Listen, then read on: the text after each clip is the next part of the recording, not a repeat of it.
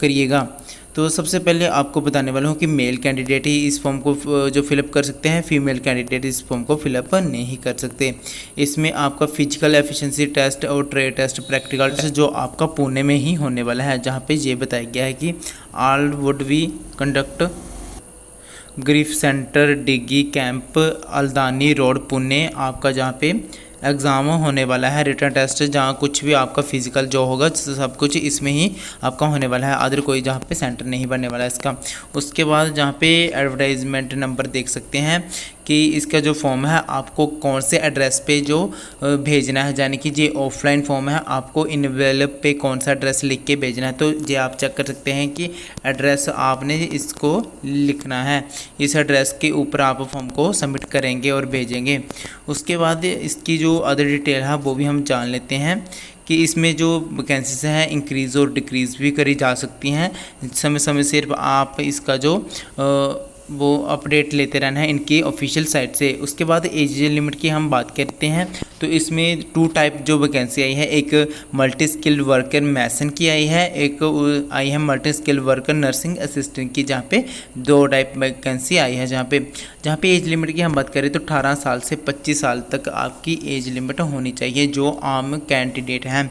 उसके बाद रिलैक्सेशन मिलेगी जो एक्स सर्विस मैन कैंडिडेट हैं उनको, जो 40 साल जो जनरल कैंडिडेट आते हैं एक्स सर्विस मैन वाले, और 43 साल ओबीसी और एसटी के लिए जहाँ पे 45 साल जहाँ पे एज लिमिट रखी गई है। उसी तरह मल्टी स्किल नर्सिंग असिस्टेंट में भी यही है, 18 से 27 साल जहाँ पे एज लिमिट मांगी गई है एक आम जो कैंडिडेट होते हैं उनके लिए, और एक्स सर्विस मैन के लिए 40 साल, 43 साल, ऐसे ही 45 साल जहाँ पे इन्होंने एज लिमिट रखी है। आपको एज रिलैक्सेशन भी मिलने वाली है SC ST OBC कैंडिडेट को, बैकवर्ड जो होते हैं एक्स सर्विस मैन कैंडिडेट, सबको आपको जहाँ पे जो छूट मिल रही है। आप इन पैरा में जो वीडियो को पॉज करके भी चेक कर सकते हैं और इसका लिंक वीडियो के डिस्क्रिप्शन में मिल जाएगा, आप वहाँ से भी क्लिक करके इस नोटिफिकेशन को डाउनलोड करके रीड कर सकते हैं। उसके बाद हम फीस की बात करते हैं तो फीस नॉन रिफंडेबल जहाँ पे फीस होने वाली है, फीस को आप कैसे जो जमा करवा सकते हैं। तो दोस्तों ये मेरे को बहुत अच्छा काम लगा कि अब बहुत सारे फॉर्म जो ऑफलाइन फॉर्म होते हैं उनमें जो फीस होती है, पहले डिमांड ड्राफ्ट बैंक में जाना पड़ता था, तो अभी इन्होंने क्या एक लिंक दे दिया होता है, उनके ऊपर क्लिक करने के बाद आप जब फॉर्म को फिलअप करेंगे तो आपने फीस जहाँ पे करनी होती है, तो पे करके जो स्लिप आती है उसको भी जो फॉर्म आपने सबमिट करवाना होता है उसके साथ अटैच करनी होती है। तो आप जहाँ पे चेक कर सकते हैं कि ऐसा आपको लिंक दिखाई देगा, इस पर क्लिक करने के बाद आप अपनी फ़ीस को जमा करवा सकते हैं। उसके बाद फ़ीस आप जहाँ पे चेक कर लीजिए कि जो EWS including ex serviceman candidate हैं, जो जनरल कैंडिडेट हैं उनके लिए 50 रुपये फ़ीस है, अदर बैकवर्ड के लिए भी जहाँ पे 50 रुपये फ़ीस होने वाली है, SC ST कैंडिडेट के लिए जहाँ पे कोई फ़ीस नहीं होने वाली। तो उसके बाद हाउ टू अप्लाई, आप सिर्फ फॉर्म को जो ऑफलाइन फिलअप कर सकते हैं, आप फॉर्म को सिर्फ हिंदी और इंग्लिश में ही भर सकते हैं, अदर कोई लैंग्वेज में आप फॉर्म को नहीं फिलअप कर सकते। उसके बाद आपकी जो लास्ट डेट है उससे पहले आपका जो फॉर्म है सबमिट हो जाना चाहिए, तभी आपका जो फॉर्म जो एक्सेप्ट करेंगे वो। उसके बाद जहाँ पे proof of residence, caste certificate, आपको डेट ऑफ बर्थ, 10th की, +2 का जो भी आपने जो सर्टिफिकेट जो जहाँ पे लिख रहे हैं उसको ज़ेरॉक्स कॉपी भी उसकी जहाँ पे अटैच करनी होगी। जब आपने फॉर्म को फिलअप करना है तो सबसे ऊपर जो आपका पेज होता है जहाँ पे आपने एड्रेस लिखना होता है, सबसे ऊपर आपको जहाँ पे ये लाइन लिखनी है, application for the post office, कौन सी पोस्ट के लिए आप फॉर्म को फिलअप कर रहे हैं और कैटेगरी कौन सी है, ये सब कुछ आपको उस पेज पे लिखना होगा। उसके बाद weightage percentage in essential qualification, आपकी एसेंशियल क्वालिफिकेशन की कितनी जहाँ पे परसेंट बन रही है वो भी आपको जहाँ पे लिखना होगा टॉप ऑफ द इनवेल्प पे। उसके बाद आपको जहाँ पे 45 डे मिल रहे हैं फॉर्म को सबमिट करवाने के लिए और 60 डे आपको मिल रहे हैं जो बिलोंग करते हैं असम, मेघालय, अरुणाचल प्रदेश, मिज़ोरम, मणिपुर, नागालैंड, इन सभी के लिए जहाँ पे 60 दिन का समय मिला है फॉर्म को फिलअप करने के लिए, जाने की ऑफलाइन फॉर्म है। बाकी के लिए 45 दिन का आपको जहाँ पे समय मिला है फॉर्म को फिलअप करने का। इसके बाद इसमें बहुत कुछ होने वाला है, आपका रिटन एग्जामिनेशन होने वाला है, मेडिकल, फिजिकल, सब कुछ आपको जहाँ पे होने वाला है। कॉल लेटर ऑनलाइन ही जहाँ पे आएंगे आपके इनकी ऑफिशियल वेबसाइट पे। उसके बाद आपको कॉल लेटर के बाद आपको सबसे पहले रनिंग या फिर आपको जो एग्ज़ाम के लिए बुलाया जाएगा। उसके बाद आपकी जो मेरिट बनेगी, उसके बाद फर्दर जो भी आपका प्रोसेस होगा वो जहाँ पे कंप्लीट किया जाएगा। उसके बाद जहाँ पे हमने रिटन एग्जामिनेशन की बात करें तो आपका ऑफलाइन जो एग्ज़ाम होने वाला है ये आपका OMR बेस आपका एग्ज़ाम होने वाला है। इसमें आपका जो ऑब्जेक्टिव टाइप जहाँ आपको जो सर्कल को राउंड करना होता है इसमें। तो उसके बाद सिलेबस की हम जहाँ पे बात करें तो इसमें सिलेबस भी आगे आपको मैं बताने वाला हूँ कि क्या क्या इसमें आने वाला है। उसके बाद जहाँ पे physical efficiency test, practical trade test भी होने वाला है, एज प्लस एक्सपीरियंस आपका जहाँ पे ऐड भी होने वाला है। उसके बाद जहाँ पे हम नीचे स्क्रॉल करेंगे मेडिकल भी आपका इसमें होने वाला है। गाइस ये 36 पेजेस का एक जो PDF है आप इसको डाउनलोड करके खुद रीड करके फिर ही फॉर्म को फिलअप कीजिएगा। तो आपको जहाँ पे अलाउंस भी मिलने वाला है, जो SC/ST कैंडिडेट हैं उनको जहाँ पे सेकंड क्लास की ट्रेन की टिकट भी आपको मिलने वाली है। तो दोस्तों मैं अभी आपको इसेंशियल एजुकेशन क्वालिफिकेशन बताने वाला हूँ प्लस एक्सपीरियंस बताने वाला हूँ कि कौन कौन सी पोस्ट आई है।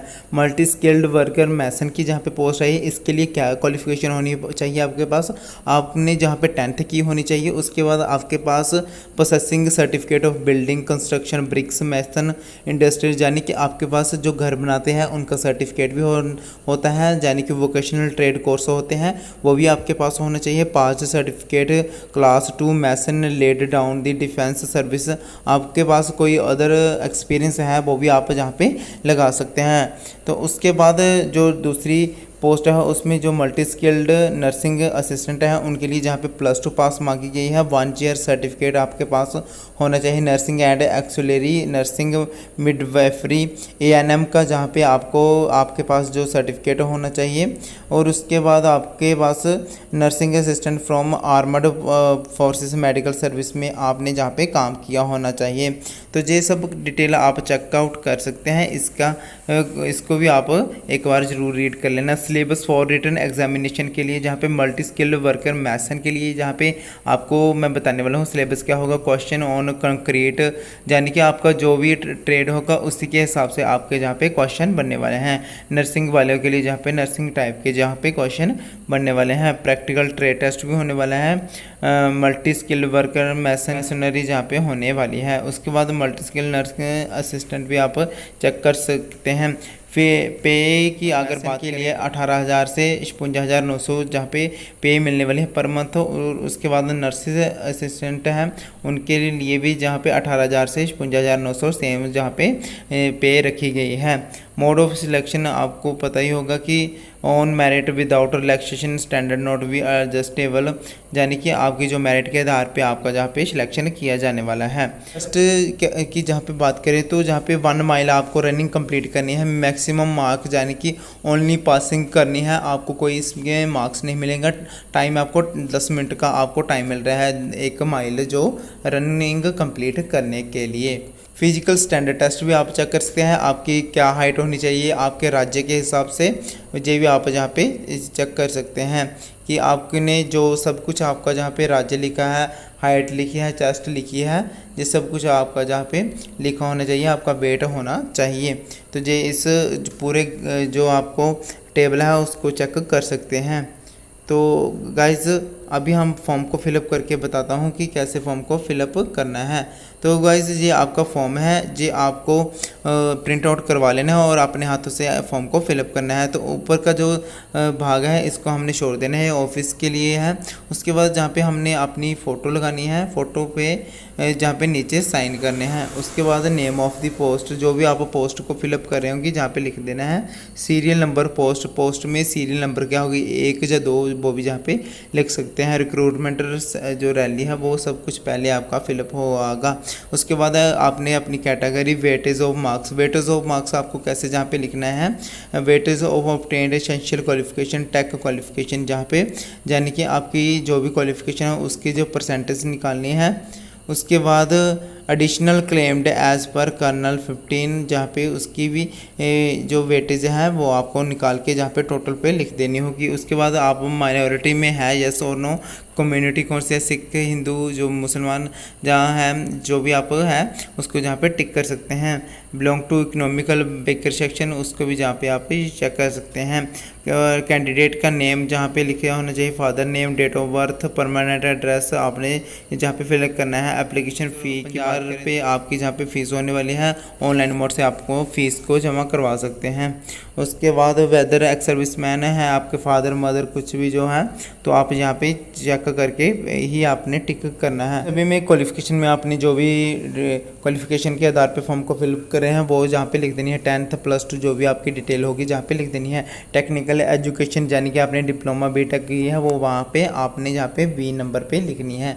उसके बाद ड्राइविंग लाइसेंस आपके पास है वो भी आप जहाँ पे लिख सकते हैं, नहीं तो खाली छोड़ सकते हैं। टोटल एक्सपीरियंस की बात करें, ओनली BRO लेबर, जे सिर्फ ओनली जो BRO में पहले काम करते हैं उनके लिए जहाँ पे रखा गया है। डिक्लेरेशन के बाद आपने अपना लेफ्ट थंब साइन आपने जहाँ पे करने हैं। साइन करने के बाद डेट प्लेस भी जहाँ पे आपने लिखनी है। उसके बाद जहाँ पे आपने अपनी फिर से फ़ोटो लगानी है। ये फ़ोटो सिर्फ आपकी एडमिट कार्ड के लिए है। जब आप सिलेक्ट हो जाओगे पोस्ट के लिए आपका एडमिट कार्ड आएगा, वो आपका ऑनलाइन ही आने वाला है। तो जहाँ पे आपको कुछ नहीं लिखना, तो जहाँ पे आपने जो कैंडिडेट नेम है, सन और फादर का नेम जहाँ पे लिख देना है। उसके बाद विलेज जो सब कुछ है, एड्रेस आपने पोस्ट ऑफिस सब कुछ आपने जहाँ पे लिख देना है। उसके बाद आपको जहाँ पे सिग्नेचर नहीं करने, जो सिग्नेचर आपको एट ए टाइम जब आपका exam physical standard test medical होगा तब वहाँ पे आपके सामने लिए जाएंगे। उसके बाद आपको जहाँ पे सिग्नेचर नहीं करने, जो सिग्नेचर आपको एट ए टाइम जब आपका exam physical standard test medical होगा तब वहाँ पे आपके सामने लिए जाएंगे। तो दोस्तों यही था फॉर्म फिलअप करने का फुल प्रोसेस। आई होप आपको ये वीडियो पसंद आई होगी, समझ आएगी। अगर आपको ये वीडियो थोड़ी सी भी हेल्पफुल लगे तो प्लीज़ इस वीडियो को लाइक कीजिए, शेयर कीजिए और सब्सक्राइब करके ऑल पे सेट कर दीजिए। तो चलिए